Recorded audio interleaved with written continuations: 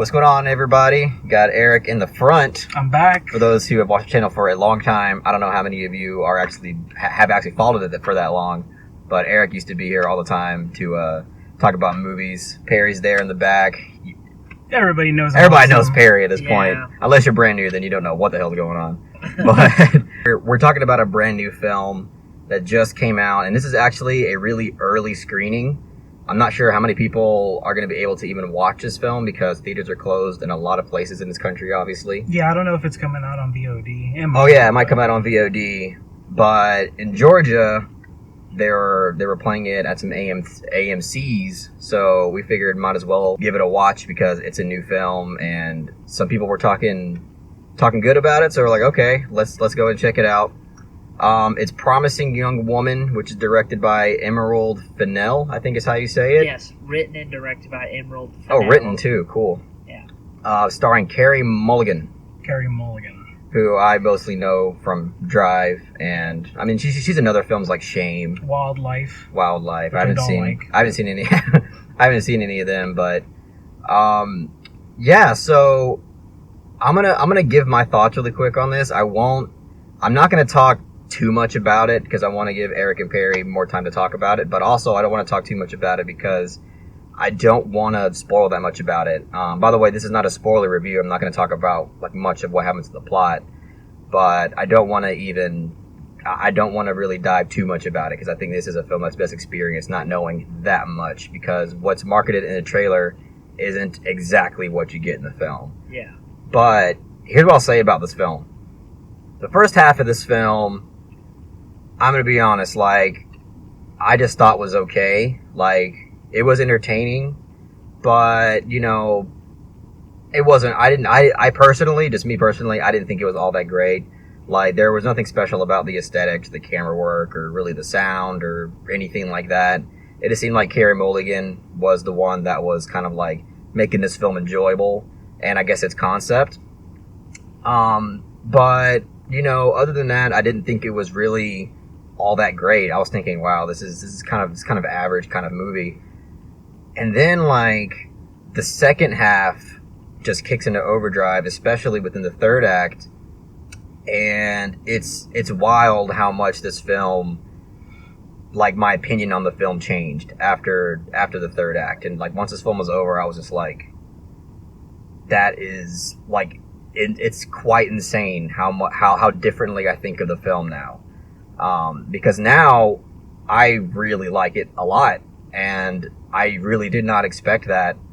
And as I said, I'm not gonna spoil it or anything, obviously, but this was a lot darker than I expected. Mm-hmm. Definitely goes down some really dark roads, really ballsy choices to choose for your script, and I just think it was really, really well done, and it made it really engaging, really intense. And I really, really enjoyed it for that. But that's all I'll say for now. I guess I'll pass it on to Eric since he's in the front seat. But those are my thoughts in a nutshell. Right. So Carlos emphasizes that the ending of this movie really pushed it up above and beyond, like, and made it a really enjoyable film for him.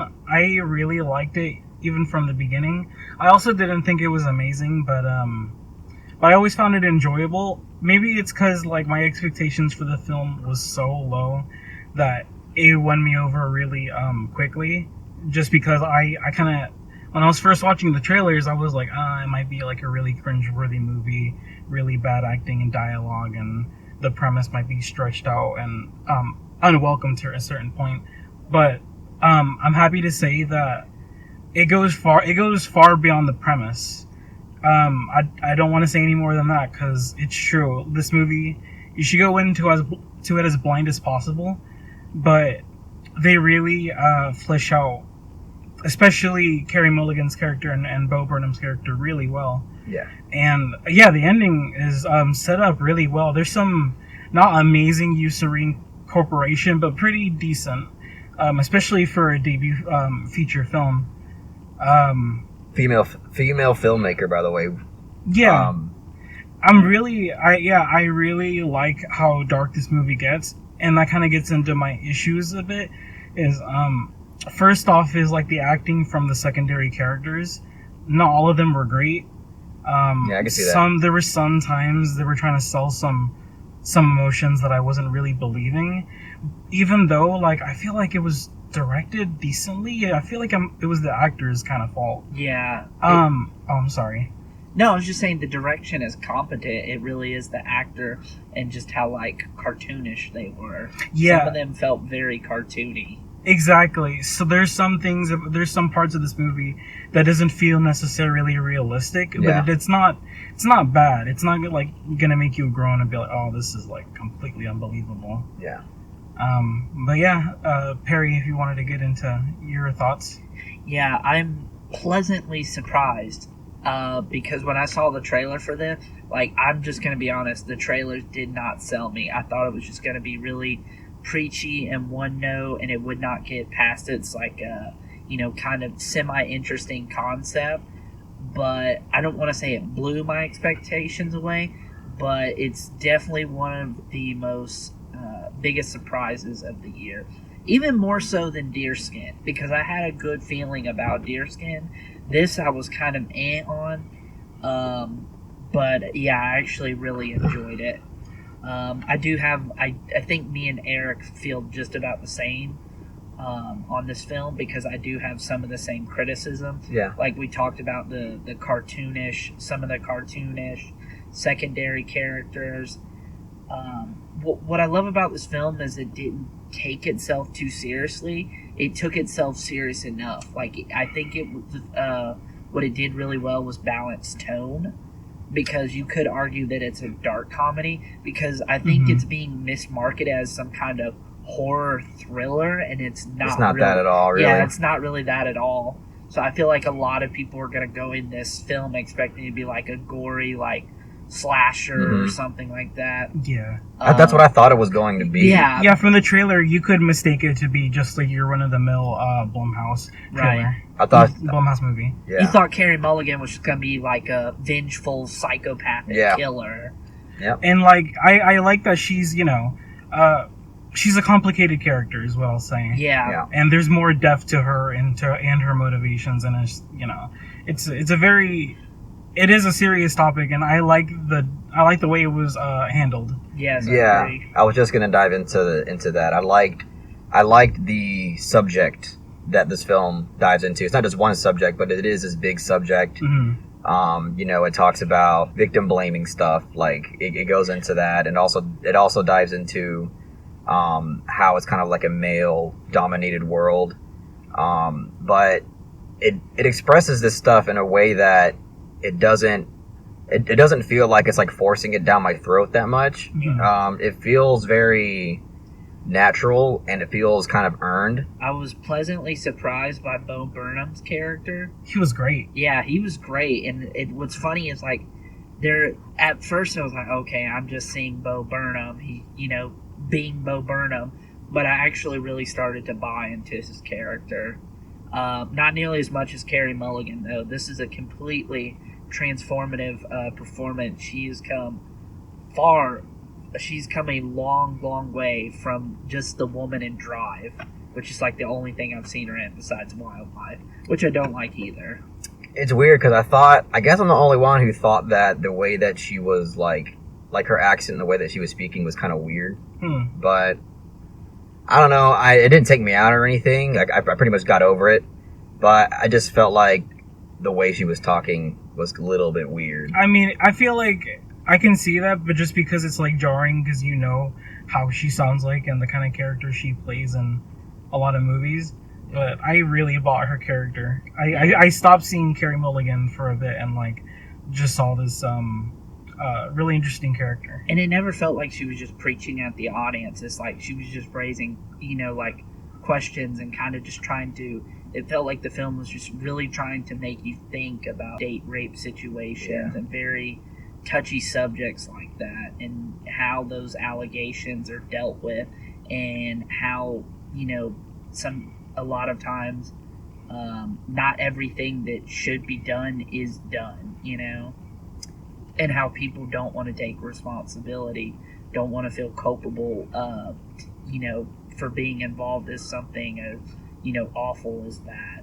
Yeah, and again, I like how it expresses that it's a lot easier for men to get away with it than it is for Mhm. women. Absolutely. Yeah. And where people's priorities kind of lie, Yeah. and how they care about some things when they should be focusing on something way more heavy. Right. I felt pretty tense because I felt like a good bit of tension because I never knew like what she was gonna do. Mhm. Like even when I started getting an idea of like what she does and How she reacts to things.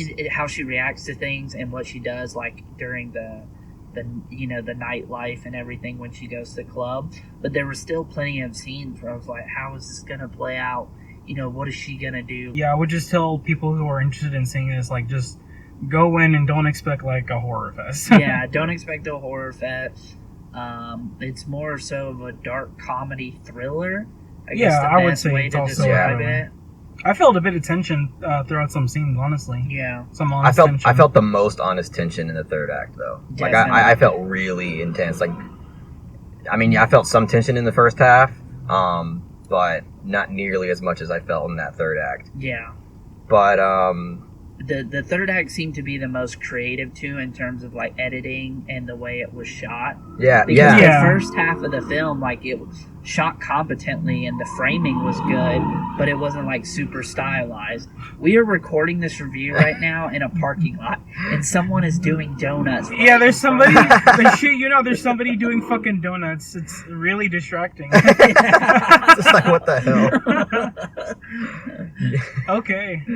Well, that happened. Yeah. And it's probably, I'm it's probably sorry the gonna, audience can't see it, but it was pretty entertaining. it's probably going to keep happening. Yeah. So let's just try to focus on this. Okay. Yeah, let's focus. So there's this montage sequence with Bo Burnham's character in the first half that I didn't like. I thought it was kind of, I don't know, like I see the purpose of it, but it just didn't really.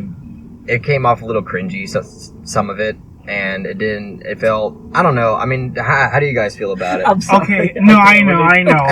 It's hard. It really is. Okay, I know what montage you're referring to. God damn it!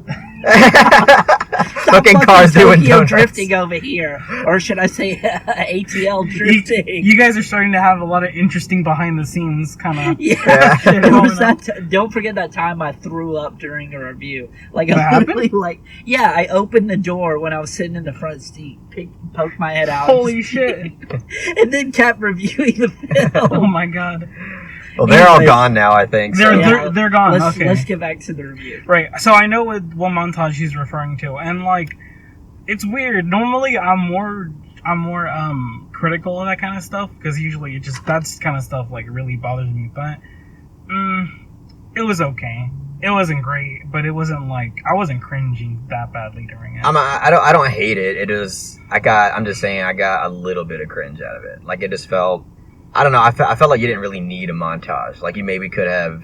You could have. We could have learned more about the characters in the whole montage, maybe in a different way that wasn't the way it was presented. Right. But I don't know. It didn't fit with the film tonally. I don't think it fit. Yeah, Like I I can see didn't that. hate it, but I just don't think it fit tonally with the rest of the movie. Mhm. Yeah. Maybe that's just me. No, I feel you on that. Sometimes the tone wasn't always communicated the best. Yeah, but when I was definitely into the film, the tone, for the most part, seemed to be really consistent. It's just that montage is like the biggest thing that took me out. Yeah. I mean, as I said, like this film really subverts what you would think is going to happen in this film Yeah. because it really packs a punch in the third act to where like my opinion of it just changed wildly, and I was like, wow, like this is actual. Like I would actually say that this is a pretty good film at this point. Oh, same. I agree. Because up until that point, I was like, okay, this is kind of average. Like I wasn't really into it. Like I was entertained by it, and that was probably going to be the biggest compliment I was going to give it is that it's entertaining because everything else wasn't really that good. But then all that kind of changed with the second half of this film, and especially the third act. So I don't know. Do you guys want to talk about it more, or I'm comfortable with giving a rating. I just don't want to talk too much about Yeah, it. Yeah, You know? we just all want you to go out and see this film. Yeah, don't wanna, we all liked it. If you're comfortable with Yeah. it, we know we're in the middle of a pandemic, but So, well, if we're gonna give our ratings, I guess I'll give this a. I'll give this a I'm still struggling with this. You know what? Y'all go first. Y'all go first. Sure, I'm very confident about my rating. I'm giving it a decent 7. Okay. 7 out of 10. Nice. What about you, Perry? I really enjoyed it. Thought it was really good. I'm giving it a 7.5 out of 10. Interesting. Nice, Yeah. It's very interesting because I was gonna give this a solid 7 out of 10. So I'm gonna give this a solid 7 out of 10. Nice. I was Yeah. afraid you were gonna give it a strong 6. I'm like, the No. way Carlos is talking. I was actually struggling between a strong 7 or a soft 8. Like that's Wow. how much I really enjoyed the Me third too. act of this, because No. at the third act of this I was like, damn, this really elevated the film, to an insane degree. Yeah. So I was like, damn.